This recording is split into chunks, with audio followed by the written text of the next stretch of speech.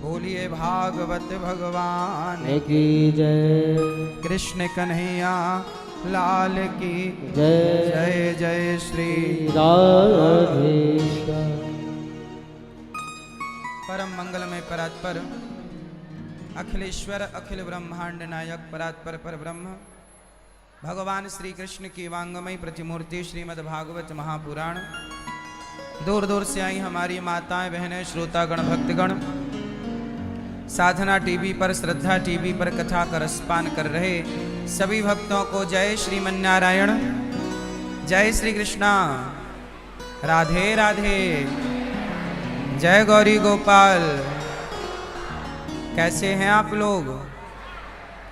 भगवान सदा आपको अच्छा रखें, प्रसन्न रखें, खुश रखें। भगवान की पावन कृपा आप पर सदा बनी रहे, यही मंगल कामना है। इस कथा में हमारे परीक्षित बनकर श्री सुनीत कुमार सचान जी, पत्नी हेमलता सचान जी, सही है?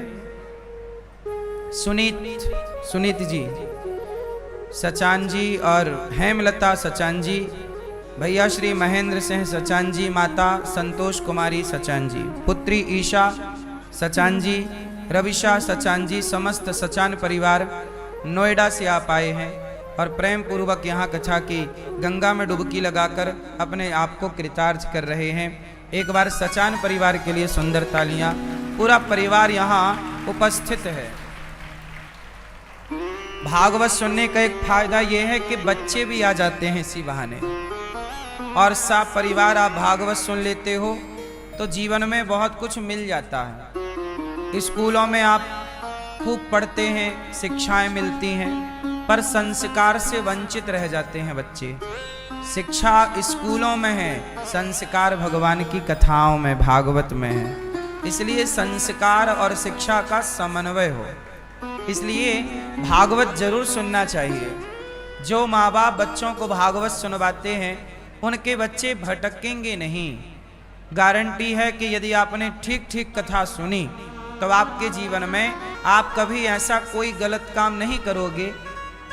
भागवत सत्संग संस्कार आपको गलत काम करने से रोकते हैं, है ना? इसलिए बच्चे गलत काम क्यों कर रहे हैं? क्योंकि उनके माँ बाप ने कभी अपने बच्चों को सत्संग कराया ही नहीं, भागवत सुनवाई ही नहीं, संतों से जुड़ा ही नहीं। अब माँ बाप रोते हैं कि हमारे बच्चे गलत रास्ते पर चले गए। आपके बच्चों को आपने सही रास्ता पकड़ाया ही नहीं, गलती किसकी है? आपके बच्चों को आप लेकर वृंदावन कब आए, कब संतों के पास बैठे, कब सत्संग कराया? नहीं कराया तो बच्चा क्लब में जाके शराब पीने लग गया। हमारे भैया श्री स्वर्गीय दाऊदयाल जी ज्वेलर्स, पत्नी सीता रानी और दामाद पंकज वाशने जी, पुत्री पलक वाशने जी, केशव माधव और समस्त ज्वेलर्स परिवार आप मथुरा से हैं। आपकी ओर से भी ये सुंदर सा भागवत जी आप सुन रहे हैं। और दाऊदयाल ज्वेलर्स की ओर से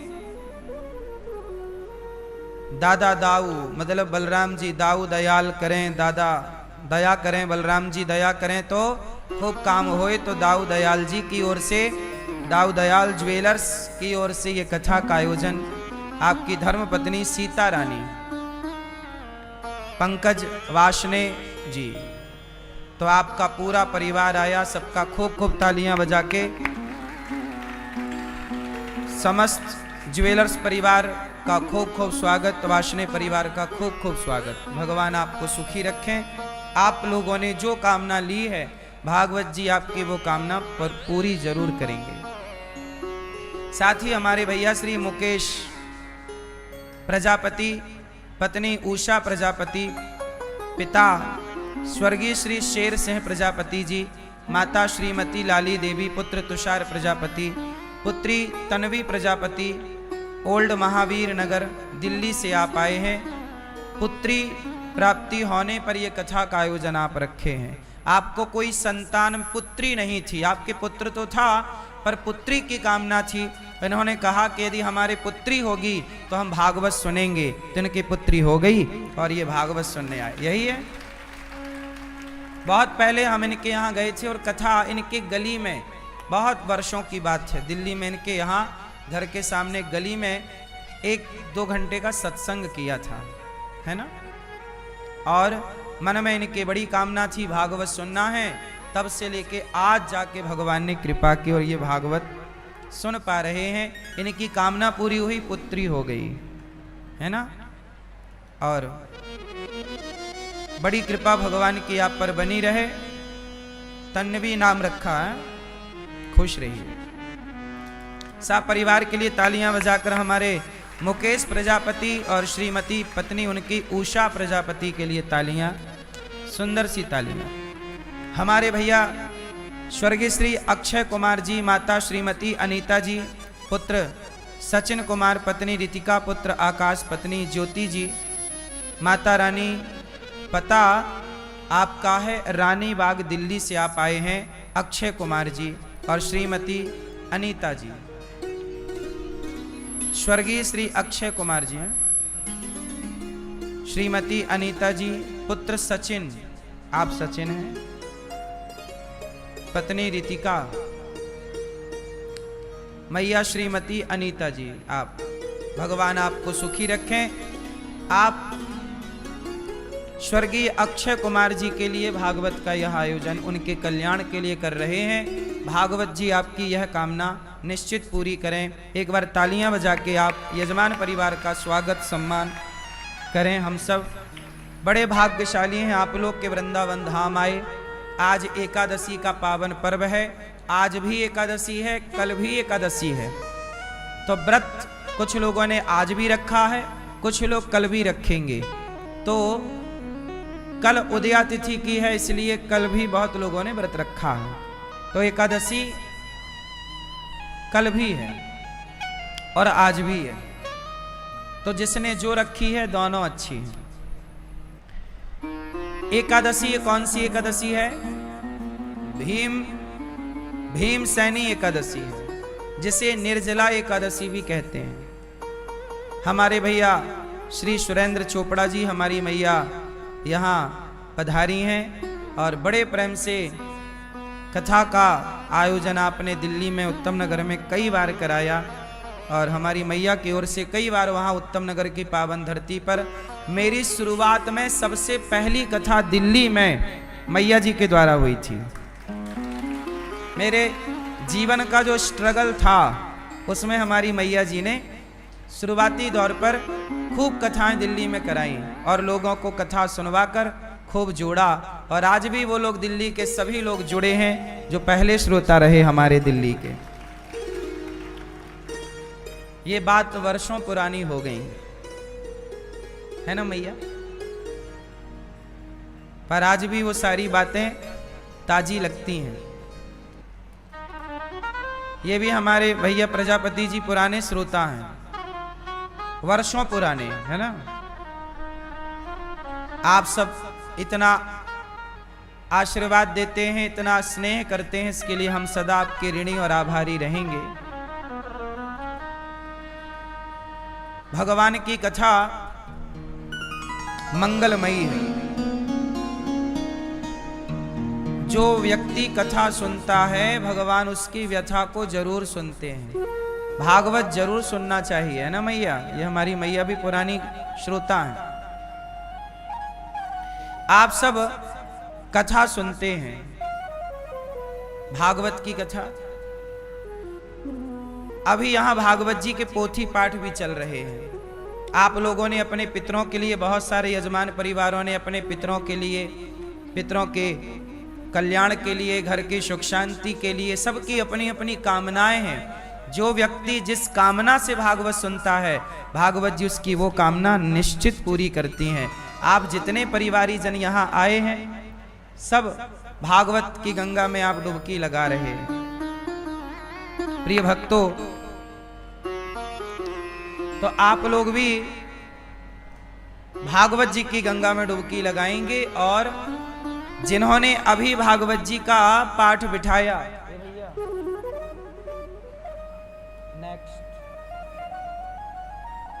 आप लोगों ने अभी जो भागवत जी के पोथी पाठ बिठाए हैं, तो आप लोगों ने निश्चित ही अपना कल्याण तो किया। इसी बहाने गर्मियों की छुट्टी में बच्चे आ गए, बच्चों ने भी भागवत सुन ली, सबने भागवत सुनी और सबका भागवत जी सब प्रकार से कल्याण करते हैं। किसी को धन चाहिए तो धन मिलता है, पद चाहिए पद मिलता है, मोक्ष चाहिए मोक्ष मिलता है, भक्ति चाहिए भक्ति मिलती है। भागवत जो है धर्म अर्थ काम मोक्ष चारों पुरुषार्थ देने की ताकत रखती, जो चाहिए। तो यजमान परिवार जो आए हैं भागवत की पोथी पाठ कराने वाले, इन यजमान परिवारों के लिए भी तालियां बजाकर खूब खूब स्वागत वंदन, सबका बहुत बहुत अभिनंदन करते हैं, सबका खूब स्वागत। आज एकादशी है, इस एकादशी का नाम है भीमसेनी एकादशी। इसे भीमसेनी क्यों कहते हैं और इसे निर्जला क्यों कहते हैं? आओ इसकी एक कथा है, जरा सी सुन लेते हैं, काम आएगी आपको। जो आज व्रत हैं सो है, जो आज नहीं है कल रह लेना, कल का लाभ है। सुनो, एक बार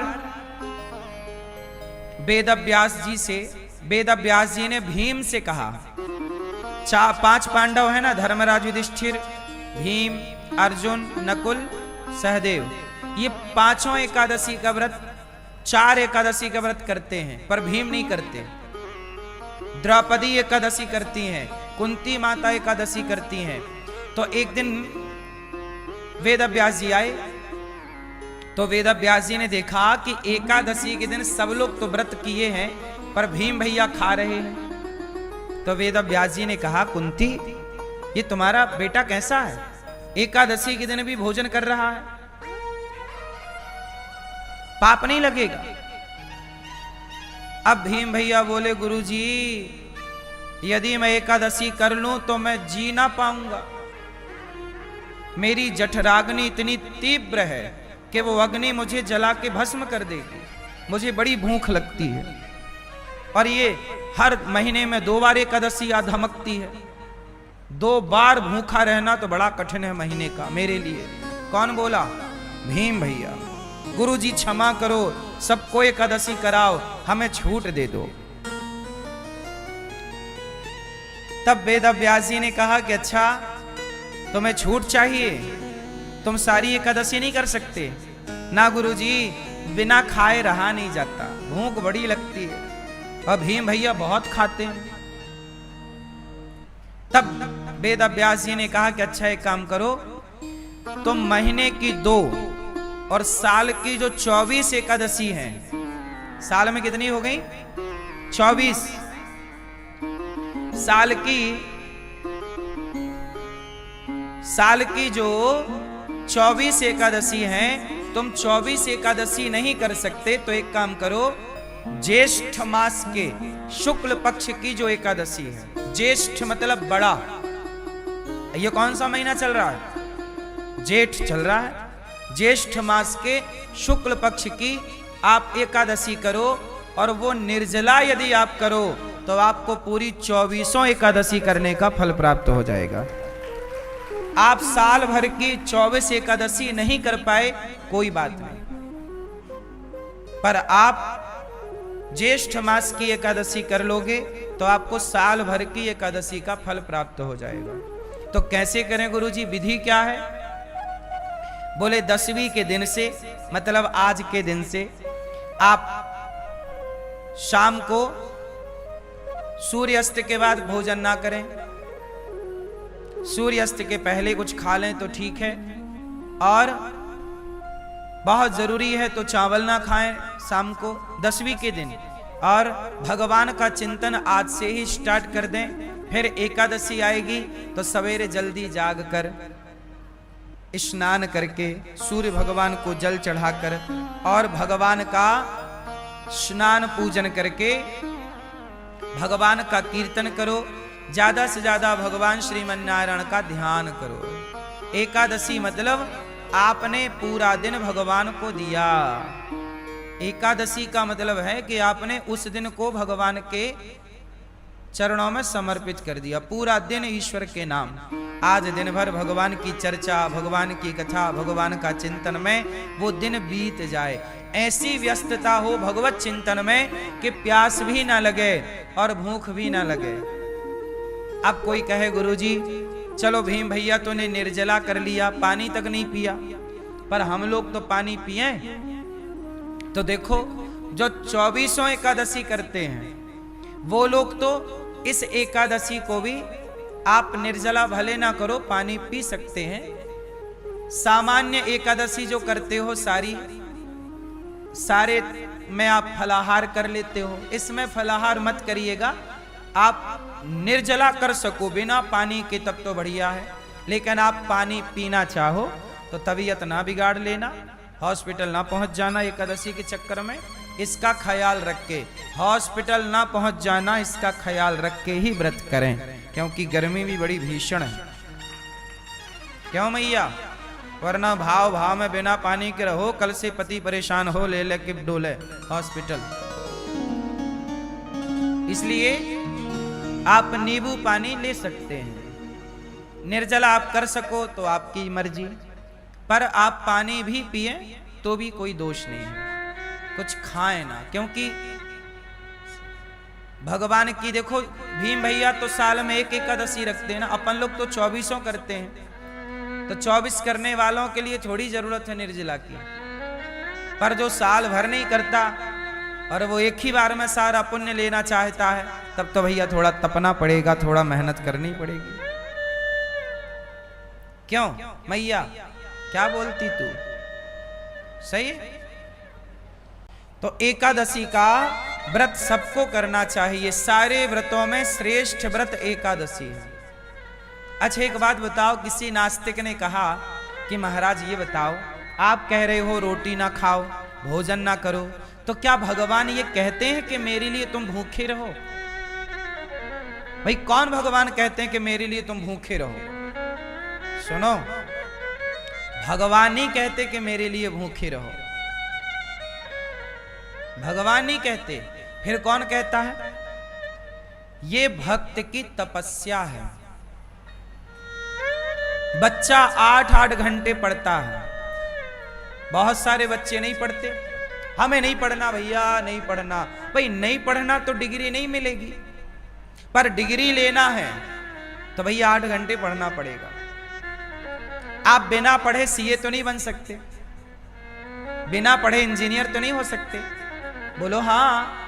आप कहो जी मैं पढ़ूंगा नहीं, पर मुझे आईएएस बनना है, कलेक्टर बनना है, संभव है साहब? भाई हमें कलेक्टर बनना ही नहीं तो हम नहीं पढ़ेंगे, तुम्हें बनना है तो पढ़ो। ऐसे ही है साहब, कोई थोड़ी कहता कि तुम पढ़ो, भाई तुम्हें बनना है तो पढ़ो, नहीं बनना तो कौन तुम्हारे पीछे पड़ेगा। ऐसे ही है कि तुम्हें पुण्य चाहिए तो परमात्मा को पाने के लिए थोड़ा तपस्या करो, और नहीं चाहिए तो कौन कह रहा कि तपो, मत तपो। ये तो तपस्या है। ध्रुव जी ने 5 महीने में भगवान को पा लिया। ध्रुव जी ने कितने महीने में पा लिया? बोलो 5। क्यों? 5 महीने में उन्होंने तपस्या कर ली। कोई 1 साल में एक बार में आईएएस हो जाता है, कोई 5 साल तक नहीं हो पाता। 5 बार दे दिया, नहीं हुआ। बोलो हाँ। तो ये तो भैया अपनी मेहनत के ऊपर है ना, कि आपने कितनी लगन से काम किया। उसी तरह ध्रुव जी 5 महीने में पा गए, और लोग 50 साल में नहीं पा रहे हैं ईश्वर को।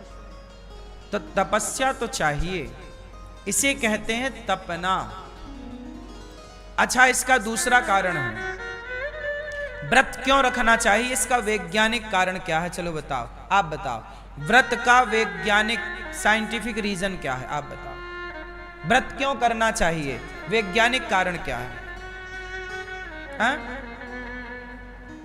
क्यों करना चाहिए? अच्छा एक बात बताओ, आपके घर में एसी चलती है, पंखा चलता है, कूलर चलता है, थोड़ी देर के लिए उसे बंद भी करते हो कि नहीं?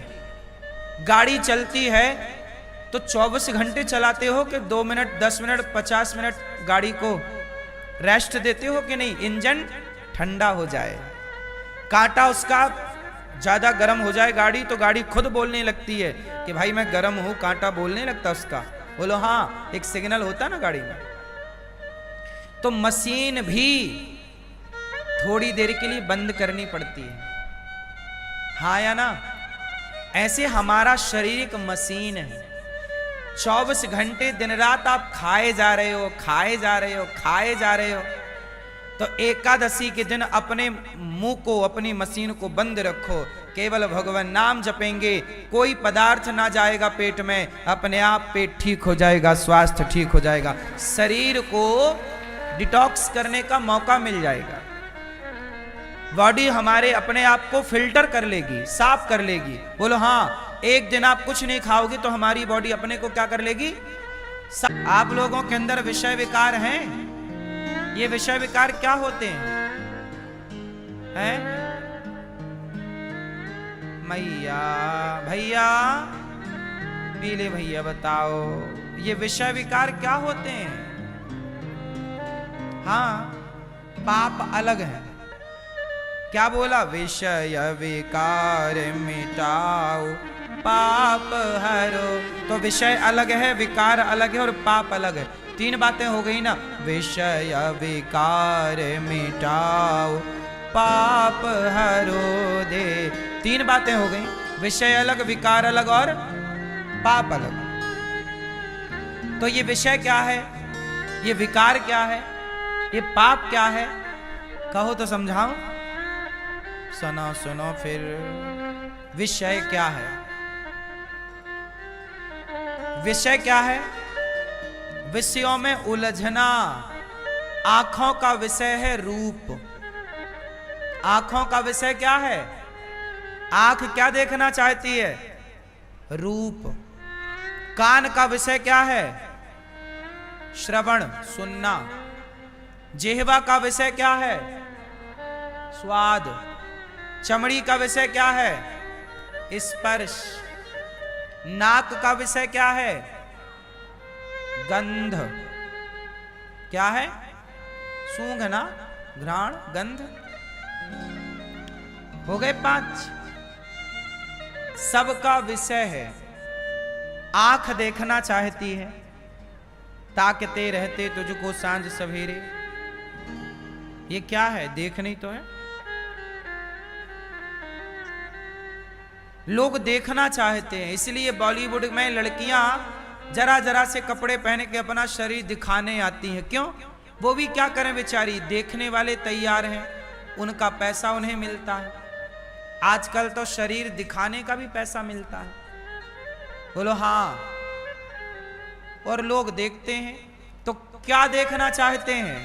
आंखों की तो पूर्ति कर रहे हैं देख देख के। आंखों का ही ना पेट भर रहे हैं। इसलिए कहता हूं ये विषय है। आंखें देखना चाहती हैं सुंदरता, कान सुनना चाहते हैं निंदा, चुगली। बोलो हाँ, लोगों को बड़ा मजा आता है। अभी कथा हो रही है, यहां कोई खड़ा होके जरा लड़ने लग जाए, तुरंत सारे लोग खड़े हो जाएंगे, वहां देखने लग जाए तुरंत वहां। क्यों? क्योंकि जन्म जन्म से लड़ाई झगड़ा देखा है, सुना है। कुत्ता जब थे तब क्या करते थे? लड़ाई झगड़ा। सुअर जब थे क्या करते थे? लड़ाई झगड़ा। कौआ बने तो क्या करते थे? लड़ाई। वो तो 84 लाख योनियों के बाद ना तुम्हें मनुष्य का शरीर मिला है। आज बड़े भाग्य से पाए हो, वरना 84 लाख योनियों में तुमने लड़ाई झगड़े के सिवा देखा ही क्या है। वही अभ्यास है। आज भी जरा मिल जाए तुम्हें मजा आने लग जाता है। दिन भर घर में क्या चलता है? लड़ाई झगड़ा। क्यों? सास बहू लड़ रही है, भाई भाई लड़ रहा है, बाप बेटा। क्यों? क्योंकि हर जन्म में लड़ाई ही तो हुई है। अभ्यास है लड़ने का। बोलो हाँ, ये विषय है। तो इसलिए कहता हूं, आंख से स्त्री को नहीं, पर पुरुष को नहीं, आंख से भगवान को देखना चाहिए। कान से निंदा चुगली नहीं, भगवान की कथा सुननी चाहिए। तो शरीर का सार्थक काम भी हो सकता है। तो ये विषय है। अच्छा, ये विषय हो गए। अब विकार क्या, विषय विकार। ये विकार क्या है? आपको बहुत जल्दी क्रोध आ जाता है। क्या आ जाता है? क्रोध आना, ये विकार है। नहीं क्या यार, क्रोध बहुत बेकार है। क्रोध बहुत, बोलो, क्रोध बहुत बेकार है। यही है विषय विकार, बहुत बेकार है विकार। ये विकार है। क्या है विकार? क्रोध, लोभ। लोभ कैसा है? अरे बहुत बेकार। मक्खी गुड़ में गड़ी रहे, पंख रहे लिपटाय, हाथ मलहे और सिर धुने, लालच बुरी बलाय। ये विकार है। और सुनो, ये विकार, काम का विकार। अपनी पत्नी तक तो काम सही होता है, जब पत्नी को छोड़कर मन पराई स्त्री पर जाने लगता है तो वही विषय विकार बन करके तुम्हारा नाश कर देता है। भाई विषय एक हद तक सही है, काम वासना ना होती तो संतान उत्पन्न ना होती, तो वहां तक सही है। भाई पति पत्नी दोनों खुश हैं, आप दोनों एंजॉय करो, दोनों खुश रहो, इसमें कोई आपत्ति नहीं। जब आप अपने पति को छोड़कर पर पुरुष और पत्नी को छोड़कर पर नारी की तरफ भागते हो, तब आपका काम आपका नाश कर देता है। वरना काम अच्छा है, काम ना होता तो संतान की उत्पत्ति ना होती। तो काम पति पति पति पत्नी तक तो सही है, पर पति पत्नी के अतिरिक्त जब काम वासना किसी और नारी पुरुष में जाती है तब वो गलत हो जाता है। क्यों जी, बात सही है। रावण अपनी मंदोदरी है तो वह पुण्य है, पर वही काम जब पर स्त्री पर पुरुष के साथ किया जाए तो वही काम पाप हो जाता है। सही है। तो ये विषय, ये विकार, और विषय से हुआ विकार। विषय तो सही था, पर विषय से फिर क्या हुआ? गलत विषय से विकार, और विकार हुआ तो पाप हो गया। नहीं हुआ? पाप हो गया, आपने गलत काम किया, हो गया पाप। अब पाप हो गया तो क्या करें? विषय विकार मिटाओ, पाप हरो। हे प्रभु, कौन हरे? आप हरो, हमसे तो अब नहीं, हमसे तो हो गए, हमसे तो हो गए, अब हरेगा कौन? पाप हरो देवा। हे प्रभु आप हरो, और क्या करो? हमारी श्रद्धा भक्ति। अब हमारा पाप ना बढ़ाओ, अब हमारी जब श्रद्धा भक्ति बढ़ती है तो अपने आप आपके भीतर के पाप काम क्रोध समाप्त हो जाता है। इसलिए भागवत सुनने से श्रद्धा भक्ति बढ़ेगी, और आपके भीतर जितने पापों ने जन्म ले रखा है, आप पराई स्त्री को देखते हैं गलत भाव से, ये भी तो पाप है, और ये पाप आपके भीतर बैठा है। आप पराये पुरुष को देखते हैं तो आपके अंदर वासना हिचकोले मारने लगती हैं, यह भी एक पाप है, और ये आपके भीतर बैठा है। ये बाहर से आपको खरीद के नहीं लाना पड़ता, चलो पाप भैया आओ। ये पाप सबके भीतर, यहां 1000 रुपया गिर जाए किसी का, तुरंत लोग उठा लेते हैं। लोग मतलब कुछ लोग, है ना? क्या है ये? चोरी का पाप भीतर घुसा पड़ा है, आपको बाहर से खरीदना नहीं पड़ता। क्यों? लालच कब तुम्हारा मन डोल जाए? बड़े बड़े ज्ञानियों का मन डोल जाता है। बोलो हाँ, आज तुम कह रहे हम बहुत अच्छे हैं, लाख रुपया मिल जाए कहीं पड़ा हुआ तो पता नहीं आप क्या करो। भाई मन का क्या भरोसा। आजकल तो हमारे देश में ऐसे लोग भी हैं, चप्पल तक चुरा लेते हैं। आप लोग कथा सुनने यहां बैठे हैं, अब जाओगे वापस, पता नहीं आपको आपकी चप्पल मिलेगी कि नहीं, पता नहीं, इसकी कोई गारंटी नहीं। क्यों मैया, महंगी वाली तो नहीं पहन के आए? सुनो, वृंदावन आने वालों को मैं सूचित कर दूं, वृंदावन आओ तो चप्पल और तीसरा अपना मोबाइल पर्स बटुआ बहुत सावधानी से संभालना, वरना यहां तो बंदर भी चश्मा ले जाते हैं, बंदर भी मोबाइल ले जाते हैं। बोलो हाँ। कन्हैया गए, अपनी आदत बंदरों को दे गए कि हमारी जिम्मेदारी अब तुम संभालना। बोलो हाँ। इसलिए अपना मोबाइल संभालो, चोर आपके बगल में ही बैठा होगा, पता ही ना होगा। और इतने चोर एक्टिव हैं, हम बड़े परेशान हैं चोरों से। इसलिए आपको हम आज कहे दे रहे हैं, मोबाइल, पर्स, चैन और चप्पल, जूता तो भगवान करे आपके मिल जाएं, लेकिन मिल जाएंगे, आपने वहां दिया होगा काउंटर में तो मिलेंगे, कहीं भी उतार दिया होगा।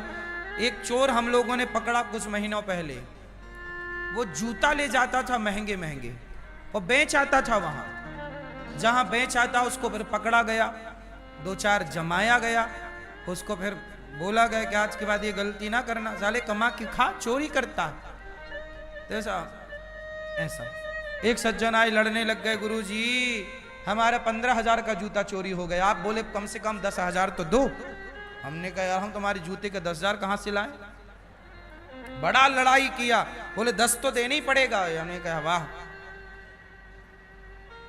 क्या 3 लड़के लगे हैं, 3-4 शिफ्ट बाई शिफ्ट 8-8 घंटे की ड्यूटी करते हैं। 50-60 हजार रुपये तो महीने का केवल जूतों की तकरवारी में जाता। इसलिए हमारे भगवान जब तक वृंदावन में रहे नंगे पांव रहे। बोलो हाँ, कन्हैया नंगे पांव रहे कि नहीं? हाँ, वैसे आप ना रहो नंगे पांव, पहनो पर सस्ती वाली। हमें कथा सुनाइए। क्या सुनाइए? कैसी कथा सुनना है?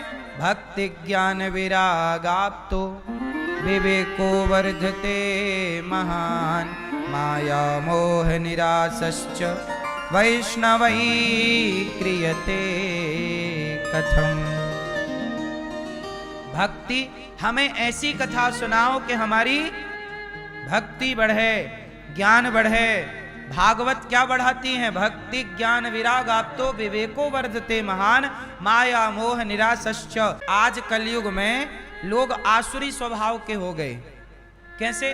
बात बात पर लड़ते हैं, जरा जरा सी बातों पर लड़ने लग जाते हैं, और ना जागने का टाइम है, ना सोने का टाइम है, ना खाने का टाइम है। आजकल लोग कब खाते हैं? कब खाते हैं? रात भर खाते हैं, 12 बजे खाते हैं। शादी ब्याह में ऐसे खाते हैं जैसे कभी खाए ना हो। बोलो हाँ, नहीं? क्यों मैया? खाना पीना कैसे खाना चाहिए? खड़े होके कि बैठ के? आज का आदमी जूता पहने हैं, खड़ा खड़ा चलते चलते खा रहा है। चलते चलते तो जानवर खाते हैं साहब। आप मनुष्य हो, खाने के पहले एक स्थान पर बैठो, बैठकर प्रेम पूर्वक थाली को प्रणाम करके ना खाया जाता है। हमारे यहां खाने की भी एक मर्यादा है। सच बताएं तो आज का आदमी इतना आसुरी हो गया, उसे खाने तक का ज्ञान नहीं है। सम्मान करो। जूता चप्पल पहन कर नहीं साहब। जब आप भोजन करते हैं तो जरा बताओ, मैं यूं ही नहीं कह रहा, वैज्ञानिक कारण है, साइंस क्या कहता है बताओ। जब आप भोजन करते हो तो भोजन करने के बाद शरीर ठंडा होता है कि गर्म? बोलो। जैसे ही आप भोजन करोगे वैसे आपके शरीर में गर्मी बढ़ने लग जाएगी। बात सही है कि गलत है? सही है। साइंस समझो, विज्ञान समझो। जैसे ही आप भोजन करते हो, पहले के लोग भोजन करते समय बिल्कुल पांव धुलकर, हाथ धुलकर, एक बनियान पहन के ही पुरुष वर्ग भोजन करता था। मतलब शरीर खुला रहता था, पांव खुले रहेंगे। गीले पांव में भोजन करिए, मतलब पांव धुलकर भोजन करिए। क्यों? भोजन के बाद शरीर गर्म होगा, और वो गर्मी निकलेगी कहां से? तलवों से ना निकलेगी, पांव से ना निकलेगी। अब तुमने जूता पहन रखा है तो भोजन के बाद की गर्मी कहां रह जाएगी? शरीर में। और वो गर्मी फिर आपको अलग प्रकार की बीमारी दे देगी। भाई बॉडी, एक बात बताओ, हर जगह की गर्मी, यहां तक कि हम लोग घर बनाते हैं तो आकाशीय बिजली गिरती है, तो आजकल लोग बिजली के लिए तार लगा के रखते हैं ऊपर छत पे, ताकि अर्थिंग नीचे चला जाए। बोलो हाँ, समझो ना विज्ञान को। मंदिरों में आकाशीय बिजली गिरती है, पेड़ों पर गिरती है, सूख जाता तुरंत। बोलो हाँ। नहीं कहते बिजली गिर गई, आकाशीय बिजली बारिश में, उसको नीचे डालने के लिए अर्थिंग लगाते हैं लोग। बात सही है कि गलत है? भैया शरीर गर्म हो रहा है भोजन के बाद, इसलिए लोग कहते हैं कि दोपहर के भोजन के बाद थोड़ा सा विश्राम करना चाहिए। 5 मिनट के लिए लेट जाओ बाएं करवट, थोड़ा विश्राम, 10 मिनट लेटो, शरीर गर्म है, इस समय कुछ ना करो, थोड़ा नंगे पांव रहोगे, गर्मी निकलती रहेगी, मोजे भी उतार दो, बिल्कुल फ्री होके भोजन करना चाहिए। दोपहर का भोजन करने के बाद 10 मिनट के लिए, 15 मिनट के लिए विश्राम जरूर करना चाहिए। 10 मिनट के लिए लेट जाओ, सो भले मत, लेट जाओ बाएं करवट। बाएं करवट लेटने से आपका सुर चालू हो जाएगा, सूर्य नाड़ी चालू हो जाएगी, वो भोजन को जल्दी पचाना स्टार्ट करेगी। 2 नाड़ियां होती हैं, चंद्र नाड़ी और सूर्य नाड़ी। अब ये सब ज्ञान हमारे यहां सबको था, इसलिए सब विधि बनाए थे। अब तुम्हें कुछ ज्ञान है नहीं, तुम अपने हिसाब से करते हो, इसलिए आजकल जल्दी जल्दी लोग मर रहे हैं। चलेगा फिर आपका शरीर क्या चाहता है और आप क्या दे रहे हैं? आपका शरीर कब चाहता है और आप कब दे रहे हैं? समझो मेरी मां, खाने पीने का भी ज्ञान था हमारे यहां, आजकल नहीं। चल कौन समझाए तुम्हें? शादियां हो रही हैं, रात को तुम गए हो तो खा रहे हो। शादियों में कितना गलत भोजन बनता है, कितना मसाला डालते हैं जी भर के, तुम खाते हो ना, फिर रोते हो, यहां दर्द है, यहां दर्द है, ये चिल्ला रहे हो, यहां पीड़ा है। और फोकट का मिलता है तो आपका मन छोड़ने का भी नहीं होता यार, कैसे छोड़े? तंदूरी रोटी, बोलो हाँ। चलो, तो एह घोरे कलौ प्रायो जीवश्चा सुरतांगतः। कलयुग है, सत्यम नास्ति तपः शौचम दया दानम न विद्यते। ना सत्य बचा, ना तप बचा, ना जप बचा। कलयुग में केवल क्या रहा? पैसा। हाय पैसा, हाय पैसा।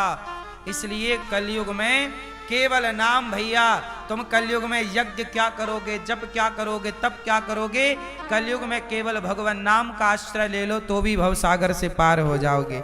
इसलिए कलयुग में भगवान नाम का आश्रय लो, खूब कथाएं सुनो, खूब बढ़िया से भगवान का नाम जप करो, ठीक है?